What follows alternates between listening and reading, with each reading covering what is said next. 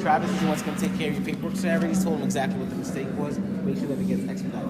All you have to do is tell him exactly what the car needs. I'll make sure everything gets handled after Just that. purchased the vehicle.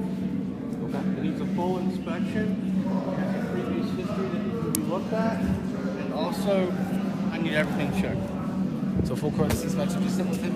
Okay. Write down whatever it is in the RO. Okay. Put extra for Xavier. All right. I have a 7:30 appointment. Have to be somewhere, and they're parking me out there, letting people go ahead of me. And that's We had a little line. nonsense. Yeah, I'm on the phone with the FBI, friend. I got the Federal Bureau of Investigation on the phone. Okay, what's going on? I was just going to need you to sign paperwork. I want to make Okay, sure. I've already signed it. You got me good to go, right?